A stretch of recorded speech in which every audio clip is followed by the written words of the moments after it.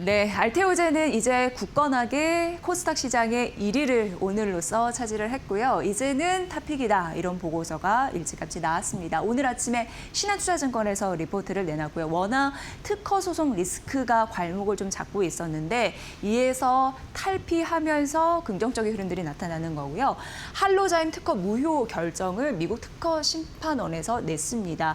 이렇게 되면 알테오젠이 워낙 이제 정맥 주사에서 피하 주사로 제형을 바꿔주는 그런 뭐에 굉장히 특허 기술을 갖고 있는데 그 플랫폼 가치가 조금 더 두드러질 것이다라는 가능성이 있는 상황이고요.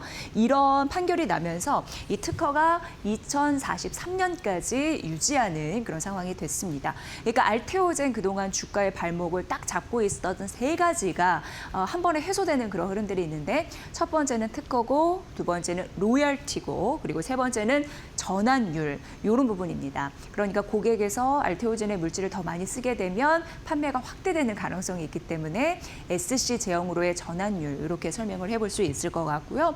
키트루다 SC 로열티 같은 경우에 그동안 할로자임과 이 로열티를 나눠야 된다라는 말도 안 되는 그런 주장 이런 부분이 이제는 불가능하게 됐다라는 데에서 긍정적인 그런 흐름이 있었고요. 이렇게 되면은 말씀드렸다시피 파트너사가 추가적으로 수출 계약을 할 가능성이 높아져서 오늘 코스닥 1위까지 갔고 추가적인 상승 여력 있고 신한투자증권은 그래서 목표 주가를 62만 원으로 상향 조정했다라는 점 말씀드리면서 또 하나의 모멘텀 살펴보도록 하겠습니다. 유럽 쪽입니다. 유럽 쪽에서 분쟁도 있었는데 이게 좀 리스크가 좀 줄어들게 되는 거죠. 독일 판매 금지 가능성이 제한된 흐름들 나타날 거고요. J코드라고 해서 보험에 등록되는 거예요. 그렇게 되면 조금 더 가성비 있게 물질을 쓸 수 있는 거고 그러면 판매가 확대되는 거고 알테오젠은 그에 따른 이익을 좀 얻기 때문에 실적으로 연결되는 그렇게 쉽게 얘기하면 그런 선순환 효과를 낼 수 있는데 J코드 등록 첫 달 판매 흐름을 지속했을 경우에 키트루다 매출 3.4% 정도 달성이 가능하다라고 신한투자증권에서는 얘기했고 SC 전환율입니다. 앞서서도 이 리스크 해제가 되면서 긍정적인 부분으로 언급이 됐는데 컨센 시장이 예상하는 8.8%를 상회할 가능성이 있을 때 기대 현금으로 충족할 수 있다고 하면서 긍정적인 시나리오가 나오고 있습니다. 알테오젠 그동안 좀 우울한 구름이 있었는데 이번 특허 이런 부분에서 이기면서 긍정적으로 이제 코스닥 1위 갖고 탑픽의 면모를 갖춰줄 수 있을지 추가 상승 여력이 얼마나 나올 수 있을지 이제 관심 있게 보셔야 될 것 같습니다. 시장을 봤을 때 오늘 코스닥에서는 알테오젠 눈에 띄고요. 앞서서 브리핑에서 말씀드렸습니다. 그리고 코스피에서는 LG전자가 눈에 띕니다. 오늘 LG전자가요. 장중에 17% 넘는 급등세를 나타냈거든요. 그런데 그동안 증권사의 리포트를 보면은 목표 주가가 19만 원 선까지 상단을 하고 있었습니다. 그런데 오늘 17% 넘게 급등하면서 장중에 LG전자가 22만 원 선까지 갔거든요. 그런데 마침 오늘 아침에 가장 그러니까 근접하게 맞춘 증권사라고 볼 수 있겠죠. 목표 주가를 20만 원 위로 한 단계 올려잡은 연구원이 있었습니다. 하나증권 김민경 연구원인데 한번 연결해서 목표 주가 상향의 근거 그리고 언제까지 올라갈 수 있을까 추가 상승 동력에 대해서 점검해 보면 굉장히 의미가 있을 것 같습니다. 자, 오늘 김민경 하나증권 연구원 연결합니다. 연구원님 반갑습니다. 네, 안녕하세요. 하나증권 김민경입니다. 네, 오늘 LG전자 리포트 의미 있게 봤고요. 목표 주가를 상향 조정했습니다. 근거가 어디에 있는지 들어볼게요. 우선 작년에 연간으로 7천억 원 이상 적자를 냈었던 MS 사업본부 같은 경우에 이번 1분기 실적 통해서 구조조정 이후 수익성 개선을 확인을 했고요. 그 외에 이제 클로이드 실증 작업이라든지 액추에이터 양산 라인 구축을 통해서 로봇 사업의 드라이브를 강하게 걸고 있다는 점, 그리고 엔비디아랑 이제 폭넓은 협의를 통해서 좀 여러 가지 AI 사업들 좀 신사업 본격화를 하고 있다라는 점을 봤을 때 업사이드가 더 크다는 판단을 하고 있습니다. 이번 1분기 실적 시즌을 통해서 LG전자의 이익 체력이 확인됐다라는 점인데 구조 조정했잖아요. 그 효과를 이번에 보고 있는 거네요. 그 부분이 좀 궁금한데요. 네, 네. 맞습니다. 앞에서 말씀드렸듯이 작년 연간으로 7천억 원 규모 적자를 발생을 했던 MS 사업본부가 올해는 구조 조정과 다른 원가 효율화 작업을 통해서 전년 동기 대비 수익성 개선이 될 걸로 보고 있습니다. LG전자는 사실 주가 상승에 굉장히 최근 동력이 로봇이 붙어서가 아닐까 싶습니다. 그래서 오늘 목표 주가 상향 23만 원 조정하신 이유도 바로 거기에 있지 않나라는 생각이 드는데 추가 상승의 동력, 모멘텀 어디서 확인해 볼 수 있을까요? 우선 가장 단기적으로는 액추에이터 양산 라인 구축과 클로이드 로봇의 POC 작업이 가장 큰 모멘텀이라고 보고 있고, 중장기적으로 봤을 때는 이런 액추에이터 외부 판매까지 좀 이어질 수 있다고 보고 있습니다. 그 외에도 아까 또 말씀드렸던 것처럼 엔비디아의 협력 관계가 좀 진척이 되면서 AI 관련 신사업 모멘텀이 주가 상승 동력으로 작용을 할 걸로 보고 있습니다. 네, 추가 상승 동력 로봇의 액추에이터 이쪽의 모멘텀과 더불어서 엔비디아의 AI 협력, 결국 LG전자는 AI 관련주의 모멘텀으로 오늘 급등을 했고 추가적인 상승 여력 여기서도 볼 수가 있군요. 리포트 잘 받고 앞으로도 팔로우 계속하도록 하겠습니다. 김민경 연구원님 잘 들었습니다. 네, 감사합니다. 네, 오늘은 LG전자 커버하고 계시는 하나증권의 김민경 연구원 연결해 봤습니다. 자, 다음 종목 보도록 하겠습니다. 최근에 현대차 그룹주 빵 뜨면서 긍정적인 흐름들이 나왔는데요. 그러나 약간은 좀 아쉬운 종목이 바로 기아였습니다. 왜 나만 소외받아야 되냐 얘기하는 듯하죠. 골드만삭스에서 기아에 대해서 분석을 했더라고요. 그래서 소개해드리면 좀 좋을 것 같아서 가져와 봤습니다. 일단 골드만삭스에서는 목표 주가는 유지했습니다. 21만 8천 원으로 유지를 했고 여기도 분석을 했더라고요. 그러니까 중동 리스크 터지고 나서 그 이후에 주가의 흐름을 봤을 때 코스피 대비해서도 이 기아가 40%포인트 못 갔고 현대차, 모비스 같은 경우에도 20, 40 요 정도로 못 간 흐름들, 그러니까 뒤처지는 흐름들이 있었는데요. 사실 현대차, 현대모비스가 주가가 강력하게 오를 수 있었던 데에는 개인 투자자 자금이 유입되는 현상이 있었는데 기아는 그런 현상을 받지 못했습니다. 그렇기 때문에 나 홀로 질주하는 그런 현대차, 현대모비스와는 다르게 좀 뒷걸음질 치는 그런 흐름들이 있을 수밖에 없었죠. 하지만 기아는 왜 이렇게 소외를 받아야 될까? 아니다. 추가적으로 더 오를 수 있다라는 가능성을 어쨌든 골드만삭스에서 얘기한 거니까 그 원인을 보니까 이 보스턴 다이내믹스 지분을 갖고 있거든요. 17%.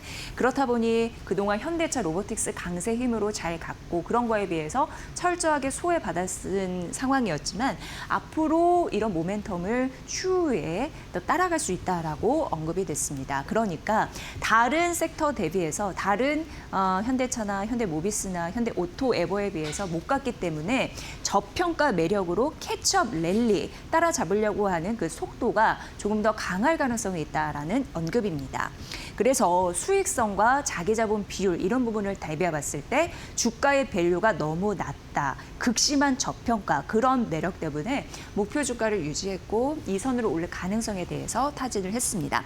그리고 오늘 아침에 대신증권에서 기아를 분석했더라고요. 근데 목표 주가는 24만 원으로 제시했으니까 이 부분 참고해 보시길 바라겠습니다. 네, 그리고 HMM에게는 좋지 않은 소식이 일단 리포트에서 나왔습니다. KB증권이었고요.